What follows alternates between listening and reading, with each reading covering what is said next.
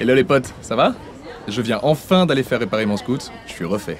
Ah, pourtant on t'entend toujours arriver d'aussi loin. C'est pas avec ma trottinette que je vais exploser mon empreinte carbone. Alors que toi... Lorraine, n'hésite pas à lui revendre les émissions de CO2 que tu n'utilises pas. Ah oui, vous n'avez qu'à vous organiser un marché carbone. Lorraine, tu vas devenir riche plus vite que prévu avec ce qu'il consomme. Eh oui, mais moi je suis libre comme l'air. Bah comme l'air que tu pollues, ouais. Tu vois la diff?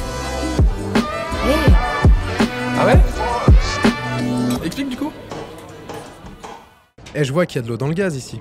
Alors pour expliquer vraiment ce que sont les marchés des quotas d'émissions, c'est un espace dans lequel on peut s'échanger des droits à polluer. C'est-à-dire qu'une entreprise industrielle polluante qui dépasse les quotas annuels qui lui sont attribués peut acheter des droits à polluer supplémentaires à une entreprise qui a une infrastructure plus moderne et qui pollue moins, ou dont l'activité ne rejette pas autant de gaz à effet de serre. Pratique, celui qui pollue paye, et basta. En effet, mais le but du jeu est plutôt d'inciter les entreprises à investir dans des techniques de production moins polluantes. L'idée, c'est de réduire les plafonds de quotas au fur et à mesure et en même temps d'augmenter le prix d'échange des droits à polluer.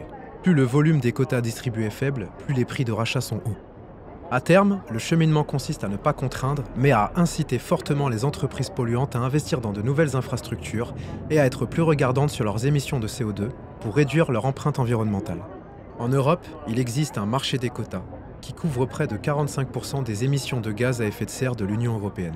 ah pas mal. Et alors en pratique ça donne quoi?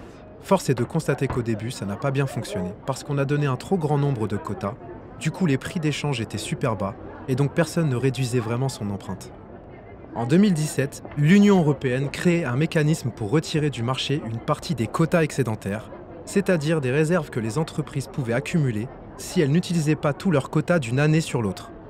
Du coup, le marché est mieux régulé. Et ça a porté ses fruits. Depuis 2018, les prix des quotas d'émissions remontent. La limite de cette bonne idée de marché carbone, c'est qu'elle n'est pas mondiale malheureusement. Donc si toutes les entreprises ne sont pas soumises aux mêmes règles, forcément, ça fausse la concurrence. Pour compenser, la Commission européenne a proposé l'instauration d'une taxe carbone pour les importations de produits polluants originaires de pays qui n'ont pas pris de mesures équivalentes. C'est une façon de préserver la planète, avec des normes environnementales plus strictes que dans d'autres pays.